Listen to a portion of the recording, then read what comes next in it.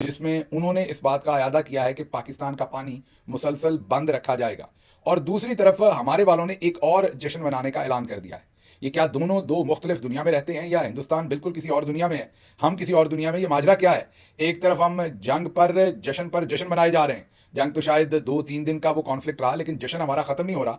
अब आज मतलब 16 तारीख को एक और कौमी लेवल पर जो है वो जश्न मनाने का फैसला किया गया है। हम आपको कुछ इसके बारे में दस्तावेजात भी दिखाएंगे। खबर की तफसील में चलने से पहले सबसे पहले आपको दो चीजें याद करवानी है। आपको बैकग्राउंड दे चुका हूं, सिर्फ यहां पर याददाश्त करवाऊंगा कि एक तो जो हमारा व्हाट्सएप चैनल है उसको ज्वाइन कीजिए।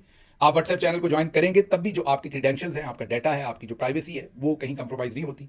ना हमें पता चलेगा आपने ज्वाइन किया और ना ही उस व्हाट्सएप चैनल में किसी और को पता चल सकेगा, इंक्लूडिंग चौधरी निजामुद्दीन, कि आपने उस चैनल को ज्वाइन कर रखा है। उसके साथ साथ इस व्लॉग के आखिर पर डिस्क्रिप्शन में और कमेंट्स के अंदर हमने वीपीएन की इंफॉर्मेशन भी आपको बताई है। इन वीपीएन को इंस्टॉल कर लीजिए ताकि जैसे ही ये व्लॉग्स अब पाकिस्तान में बंद होंगे तो आप इन वीपीएन को ऑन करके फिर इन व्लॉग्स को देख सकेंगे। पहले आपके सामने जयशंकर का बयान रखते हैं, जहां से अब ये पता चल रहा है कि इंडिया ये कह रहा है कि ये जो फायरबंदी है सदर ट्रंप के कहने पर, ये 2-2 दिन के वक्फे से हुई है। मतलब 10 तारीख को जो डीजीएमओ की मीटिंग हुई, मिलिट्री के जो अफसरान दोनों तरफ से मिले, 10 को मिलकर उन्होंने 12 तक जंगबंदी बरकरार रखी, 12 को मिलकर उन्होंने 14 तक रखी, 14 को मिलकर अब उन्होंने 18 तक जंगबंदी का फैसला किया है। मतलब कि 2-2, 4-4 दिन की जंगबंदी हो रही है।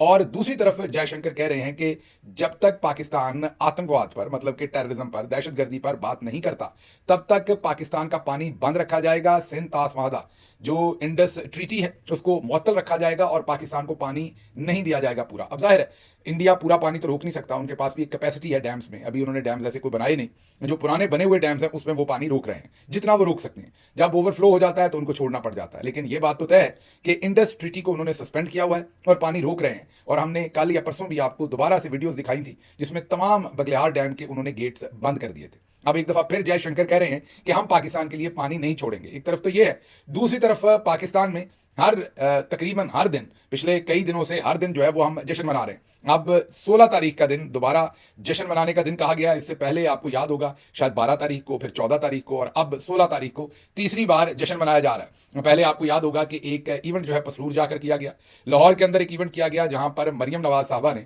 आपके सामने हमने पूरी तफसील रखी थी, जिसमें उन्होंने कॉलेज की स्टूडेंट से जो है वो सलामी ली, साथ उन्होंने अपना शौक पूरा करने के लिए एयरफोर्स की यूनिफॉर्म वाला बैंड मंगवाया और उनसे बैंड बजवाया। वहां पर दूसरे लफ्जों में उन्होंने बैंड बजा दी इस सारे काम की। फिर पसरूर पहुंचे, छोटे जो चेतन है, मतलब के जो फॉर्म 47 के वज़ीर आज़म है, वो आर्मी चीफ के साथ पसरूर पहुंचे। वहां पर एयर चीफ को भी बुलाया, लेकिन वहां पर वो गवाहियां देते रहे, कस्में देते रहे कि सारी जंग मेरे सामने जो है वो आसिम मुनीर साहब ने प्लान की थी। खैर खुदा खुदा करके मामला आगे बढ़ा तो कामरा एयरबेस पर कल चले गए। वहां पर उन्होंने जो मार के सरंजाम दिए वो हमने आपके सामने रख दिए थे। अभी ये तो फौजी साइड के ऊपर हो रहा है, डीजी एसपीआर इस सारे मामले को देख रहे हैं या करवा रहे हैं। दूसरी तरफ जो सियासी मार्का है उस पर भी लोग गर्म है। वो मरियम नवाज हों या अजमा बुखारी हों या इरफान सदीकी हों या जवेद लतीफ हों या दूसरे नून लीग के सारे लोग, वो कहते हैं ये जंग तो लड़ी ही नवाज शरीफ साहब ने। अब हमें नहीं पता कौन ने इसका जश्न मनाना है, कितने दिन मनाना है, क्योंकि दूसरी तरफ पानी भी बंद है, जंगबंदी भी 2-2 दिन की लगी हुई है। दोबारा न्यूयॉर्क टाइम्स ये लिख रहा है कि इतना नुकसान दोनों साइडों ने एक दूसरे को नहीं पहुंचाया जितना दोनों ने अपनी आवाम को बताया। इसका मतलब यह है कि इंडिया भी, मोदी भी अपने घर में इस जंग से भरपूर पॉलिटिकल कैपिटल लेने की कोशिश कर रहा है और इस तरफ भी अब जो होना था वो हो गया। नुकसान अगर हमने 5% या 10% पहुंचाया है, लेकिन हम उसे 1000% बताकर अपना मैक्सिमम सियासी फायदा लेने की कोशिश कर रहे हैं। इसी असना में मिलिट्री कोर्ट्स के अंदर 2 मासूम लोग जो हैं वो अपनी सजा भुगत कर बाहर आए। इबाद फारूक, आपको पता है उसका नन्ना बेटा, इसी असना में वो वफात पा गया। बाप अपने बेटे के साथ वक्त ना गुजार सका, जनाजे पर लाए हथकड़ियां लगी हुई थी, वो सबको मनाजर याद है और वो दुख भी याद है।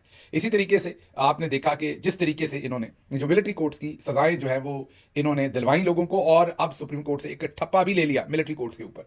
और अब ये कह दिया कि जो मिलिट्री कोर्ट्स है वो सिविलियंस को सजा दे सकती हैं, उनके मुकदमे सुन सकती हैं। ये सुप्रीम कोर्ट ऑफ पाकिस्तान ने ये फैसला दे दिया। जो 5-6 जजेस हैं वो भी मोतबर ही होने हैं, उनको भी किसी ने कुछ नहीं कहना, उन्होंने भी मोतबर ही जिंदगी गुजारनी है। रिटायरमेंट के बाद चौधरी निजामुद्दीन ने उन्हें किसी ना किसी को इलेक्शन कमीशन का हेड बना देंगे, किसी को मेंबर बना देंगे, किसी को पब्लिक सर्विस कमीशन में लगा देंगे, किसी को कोई और ओहदा, जैसे पाफीज को या नादरा के चेयरमैन लेफ्टिनेंट जनरल मुनीर अफसर साहब या और बहुत सारे बैठे हैं से चौधरी उनको नवाज देगा। तो वो जो 5 जजेस थे उन्होंने हर सूरत यही काम किया कि उन्होंने ये नहीं देखा कि आइन क्या है, कानून क्या है, उन्होंने पाकिस्तानी शहरियों के हकूक जो है वो बेच दिए। तो मियां आबाद फारूक और उसके साथ मियां उस्मान अकरम जो है वो मियां महमूद रशीद के दामाद भी हैं, उन्होंने भी जेल काटी। 2-2 साल इनको कैद काटनी पड़ी। 2 साल की ये कैद काट कर वापस घरों को आए। जो पीछे से इनके घरों की तबाही हुई, इनके खानदानों की तबाही हुई, उसका कोई शुमार नहीं है, लेकिन जाहिर है क्योंकि ये कॉन्फ्लिक्ट के मामला थे, जंग के मामला थे, तो इन पर उतनी बात नहीं हो सकी जितनी होनी चाहिए थी। आने वाले दिनों में इन पर, इनकी कुर्बानी पर मजीद इंशाल्लाह बात करेंगे। लेकिन फिलहाल आगे चलते हैं, मिडिल ईस्ट की तरफ जाते हैं, उसके बाद फिर इंडिया से कुछ खबरें आपके सामने रखेंगे। लेकिन मिडिल ईस्ट में सदर ट्रंप का अब दौरा कंक्लूड हो गया है। हमने कल भी आपको बताया था कि सऊदी अरब, कतर और यूएई, और हर जगह पर सऊदी अरब पहुंचे तो वहां पर भी जेट्स ने उन्हें एस्कॉर्ट किया, उन्हें प्रोटोकॉल दिया। कतर पहुंचे तो उन्होंने सऊदी अरब से भी 2 जेट्स, 4 जेट्स ज्यादा साथ लगाए, फाइटर प्लेन, मीन काम बढ़ा के रखा। सऊदी अरब में उनका जो पुरतफाक इस्तकबाल था वो खास किस्म के, खास अरबी नस्ल के घोड़ों के साथ किया गया। तो जब वो कतर पहुंचे तो उन्होंने घोड़ों के साथ ऊंट भी शामिल कर दिए। जब वो वहां से यूएई पहुंचे तो वहां उससे भी बेहतर इस्तकबाल करने की कोशिश की गई, और सकाफती अंदाज से, जिसमें खवातीन जो है वो खुले बालों के साथ उन्होंने एक रवायती रक्स किया और उसके साथ सदर ट्रंप को रिसीव किया। सदर ट्रंप ने जब ये सब कुछ देखा तो यूएई में उन्होंने कहा कि आई लव इट, मतलब कि उन्हें पसंद आया। वो सारा पूरा इंतजाम जो है, कोई एक उसमें से इवेंट नहीं, बल्कि पूरा जो सकाफती तरीके का एक उनका, जिसमें ड्रम्स भी बज रहे थे, जिसमें म्यूजिक भी था, जिसमें डांस भी था, और भी बहुत कुछ वहां पर किया गया। लेकिन एक बात तय है कि ये एक बहुत ही भरपूर डिस्प्ले था सदर ट्रंप का, जो करीबी ताल्लुक है इन चंद बहुत ही अमीर ममालिक के साथ, और इन ममालिक के जो अमेरिका के साथ ताल्लुकात हैं उनका एक बहुत ही स्ट्रॉन्ग डिस्प्ले था। अच्छा, ये डिस्प्ले सिर्फ सकाफती बातों पे नहीं रहा, डांस पे नहीं रहा, तैयारों पर नहीं रहा, ऊंटों पे या घोड़ों पे नहीं रहा, बल्कि कंक्रीट किस्म के इन्वेस्टमेंट जो है प्रोजेक्ट्स की बात भी हुई।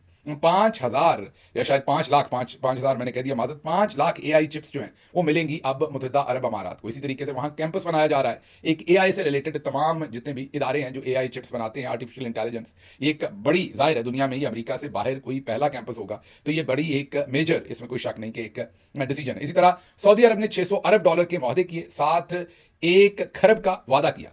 यूएई कह रहा है कि अगले 10 साल में हम 1.4 खरब, जी हां, $1.4 ट्रिलियन के जो है वो हम अमेरिका के अंदर इन्वेस्टमेंट्स करने जा रहे हैं। कतर ने तो तकरीबन कोई $400-500 मिलियन का जहाज ही तोहफे में दे दिया जब सदर ट्रंप वहां पहुंचे। तो ये जो एक भरपूर डिस्प्ले था, उसमें सदर ट्रंप ने यह भी कहा कि मैं चाहता हूं कि सऊदी अरब जो है वो अपने ताल्लुकात जो है वो बेहतर कर ले, इसराइल को कबूल कर ले, मान ले, इसराइल को रिकग्नाइज कर ले। तो देखते हैं आने वाले दिनों में ये मामला किधर जाते हैं। लेकिन जाहिर है इससे जो जियोपॉलिटिक्स है इस सारे खिते की, वो बहुत हद तक बदलने वाली है, और जो वहां हुआ उसका असर हम पर पड़ना है, क्योंकि हम भी उनमें से कई मुल्कों के बहुत करीब हैं, और जो उनकी फॉरेन पॉलिसी है उसी किस्म की फॉरेन पॉलिसी हम भी बनाते हैं। बहरहाल इसमें एक चीज खुशाइंद हुई है कि इंडिया थोड़ा सा एलिनेटेड रहा है इसमें, उनकी उस तरह से प्रेजेंस इसमें नहीं देखने में मिली, हमारी तो कभी होती नहीं खैर। और ईरान के बारे में भी सदर ट्रंप ने बहुत ही हौसला अफजा बयान दिया है, और उन्होंने ये कहा है कि वो ईरान के ऊपर हमला नहीं करेंगे, बल्कि उनके न्यूक्लियर प्रोग्राम के ऊपर बहुत जल्द हमारी डील होने वाली है, और ईरान के ऊपर से हम सैंक्शंस उतार देंगे। यहीं पर खड़े उन्होंने ऐलान किया कि जो मुल्क शाम के ऊपर उन्होंने सैंक्शंस लगाई थी, क्योंकि बशर अल असद की वहां पर हुकूमत खत्म हो गई, तो वो सैंक्शंस भी उन्होंने हटा दी हैं। उनके जो आज कल के हेड ऑफ स्टेट हैं मुल्क शाम के, वो पहले FBI को वांटेड थे, उनके सर पर $10 मिलियन का इनाम था अगर वो जिंदा या मुर्दा को पकड़ के दे। बहरहाल अब क्योंकि सदर ट्रंप के साथ उनकी मुलाकात भी हो गई है, तो वो तमाम चीजें भी, उनके जो हेड मनी थी वो भी खत्म हो गई है, और उस मुल्क पर पाबंदियां भी जो है वो खत्म हो गई। तो बहुत ही एक मेजर विजिट था, इसकी बहुत सारी जो रेमिफिकेशंस हैं वो आने वाले दिनों में नजर आएंगी आपको, और पाकिस्तान पर भी, खिते पर भी इसके बहुत गहरे असरात होंगे। छोटे टाइम में इस पर एक खसूसी व्लॉग करना पड़ेगा कि ये जो इन्वेस्टमेंट्स हुई हैं, 600 बिलियन का सऊदी अरब ने ओवरऑल इन्वेस्टमेंट का कहा है, 142 बिलियन, 142 बिलियन के सिर्फ हथियार खरीद रहा है। तो ये तीनों मुल्क करना क्या चाह रहे हैं, इसराइल के सिलसिले में क्या होगा, पाकिस्तान को क्या फायदा नुकसान होगा, चाइना को क्या होगा, ये एक बहुत ही कॉम्प्लेक्स सिचुएशन है। इसके ऊपर भी किसी दिन सहर हासिल किस्म की डिस्कशन करेंगे। आगे चलते हैं। ये तो हम आपको बता दें कि ये हम पिछले व्लॉग्स में बता चुके हैं कि ये जो जश्न नया बनाया जा रहा है, इसमें स्कूल के बच्चे, टीचर्स, उनको जबरदस्ती लाया जा रहा है, और बैरून मुल्क पाकिस्तानियों को कहा जा रहा है सफारत खानों की तरफ से कि आप भी करें। चले, वजीर आजम ने फिर एक ऐलान किया, फॉर्म 47 के जो वजीर आजम है उन्होंने अब एक जहाज और बढ़ा दिया है। जी हाँ, हमारी मर्जी है, हम कभी कहते हैं 4 गिराएं, कभी कहते हैं 5 गिराएं, अब हमने कहा कि हमने 6 जहाज गिराए हैं। जी हाँ, तो हमने एक जहाज और ऐड कर दिया, क्योंकि हमारा कौन सा खर्चा हो रहा है उस पर, मैं शहबाज शरीफ के पॉइंट ऑफ व्यू से कह रहा हूं, उनका कौन सा खर्चा हो रहा है, 5 कह दें, 6 कह दें, लाइक हमें अचानक याद आ रहा है 10 दिन के बाद कि नहीं, हमने एक छठा भी गिराया था, क्या हम इतने दिन गिनती करते रहे, मतलब कोई हतमी किस्म की स्टेटमेंट एक होती किसी मुल्क की, फिर उसके ऊपर रहते हैं। जब आपने 5 का दावा किया हुआ है तो देन स्टे विद इट, क्योंकि आप बार बार बदलेंगे कि 4 कहेंगे या 6 कहेंगे तो दुनिया फिर आपकी पिछली स्टेटमेंट को डाउट करेगी और समझेगी कि आप झूठ बोल रहे हैं। अच्छा जी, ये एक अकाउंट है, डीजी आईएसपीआर साहब का अकाउंट है। उनका असल अकाउंट तो नहीं है, ये किसी ने पैरोडी अकाउंट बनाया हुआ है, मतलब कि जाली अकाउंट बनाया या फन के लिए, मजाक के लिए उनका एक ट्विटर अकाउंट बनाया। लेकिन इसमें जो सबसे मजे की बात यह है कि इस अकाउंट को मरियम नवाज शरीफ साहबा ने फॉलो किया। यहां से वो चीज दोबारा तय हो गई कि एक तो ये पढ़े लिखे नहीं, ऊपर से ये कोशिश नहीं करते। अब मरियम साहबा ने उनकी कोई माहौल में की हुई, क्योंकि ये तो कोई और यंगस्टर होगा जिसने उनके नाम पर पैरोडी अकाउंट बनाया, क्योंकि ट्विटर अलाउ करता है कि आप किसी का भी अकाउंट बना सकते हैं, लेकिन आपको वाजे तौर पर लिखना पड़ेगा कि ये उसका पैरोडी अकाउंट है। फिर ट्विटर उसको कुछ नहीं कहता। सदर ट्रंप जो है उनका भी आप बना सकते हैं, किसी का भी बना सकते हैं, लेकिन आपको वाजे लिखना पड़ेगा कि ये पैरोडी अकाउंट है। तो बहरहाल इस पे क्योंकि लिखा हुआ है, बाजी मरियम ने क्योंकि पढ़ा नहीं होगा, तो अब शुक्र करें, क्योंकि अभी तक तो बाजी मरियम ने उनकी कोई ऐसी स्टेटमेंट जो है उसे नेशनल पॉलिसी के तौर पर पंजाब में इंप्लीमेंट नहीं कर दिया, क्योंकि मैंने जैसे आपको बताया कि पढ़ने लिखने का तो काम वहां पर है नहीं। उन्होंने जो सामने आया वो उन्होंने कह देना, तो एक और 2 नंबरी जो है ये सामने आई। अच्छा जी, अगली खबर जो है वो आपके सामने एक टेलीविजन इंटरव्यू जो लिया गया हिना रबानी खर साहबा का, और तलत हुसैन वो इंटरव्यू ले रहे थे, जिस पर हिना रबानी खर साहबा एक मुनासिब बात कर रही थी कि मुल्क के अंदर माहौल को थोड़ा खोला जाए और सबको बात करने की इजाजत दी जाए। तो उसके जवाब में तलत हुसैन ने कहा कि फिर आप ये कहना चाह रही हैं कि इमरान खान को रिहा कर दिया जाए। जैसे ही उन्होंने ये कहा तो जो हिना रबानी खर साहबा हैं उन्होंने फिर इस पर कोई जवाब नहीं दिया। रादर उन्होंने कहा कि ये मेरे पे चेक से ऊपर का सवाल है। अब ये हालात हैं, ये एक दफ़ा जो है वो वजीर ममलकत खारजा रही हैं, फिर ये फुल पाकिस्तान की वजारत खारजा को संभालती रही हैं, मीन वजीर खारजा रही हैं, और अभी भी एक पॉलिटिकल पार्टी में है, मेरा ख्याल असेंबली में भी है अगर मैं गलत नहीं हूं। और उनके नजदीक एक पॉलिटिकल लीडर जिसको बेजा जेल के अंदर रखा हुआ है, उसकी रिहाई की बात करना उनके पे स्केल से ऊपर की बात है। इसका मतलब है कि इनका पे स्केल जो है वो हाफिज साहब, मतलब है कि जनरल साहब की तरफ से मुतय्यन है, और इस तरह के लोग जनरल साहबान को बहुत पसंद आते हैं। तो इससे ये लगता है कि हिना रबानी खर साहबा का जो मुस्तकबिल है वो बहुत ताबनाक है, और माजी भी ताबनाक रहा है, मुस्तकबिल भी ताबनाक रहेगा। उसकी वजह यह कि ये तो सांस भी जनरल साहब की मर्जी के बगैर नहीं लेना चाहती। उनके नजदीक किसी को, हालांकि बहुत सारे एक्टर्स ने ये बात कर दी, एक्ट्रेसेस ने ये बात कर दी, आम जो सिविल सोसाइटी के लोग हैं उन्होंने कर दी, लेकिन ये पॉलिटिशियन है, पाकिस्तान की साबिक वजीर ममलकत खारजा और वजीर खारजा रह चुकी हैं, लेकिन उनके ख्याल में एक ऐसा कैदी जिसकी कैद को अक़वाम मुत्तहिदा भी इलीगल कह चुका है, उसकी रिहाई की बात करना इनके पेचेक से ऊपर है। ये सुनिए इन्होंने पेचेक वाली बात की क्या थी। आप you can not tango alone, you need the other party, right? So यहाँ पे जो various parties हैं, हर किसी को I think इस moment पे this should be a moment of deep reflection. तो उसको एक बार में ट्रांसलेट करें तो इमरान खान को निकाल दें हम क्या? Again, I'm not going to talk about something that is way beyond my paycheck.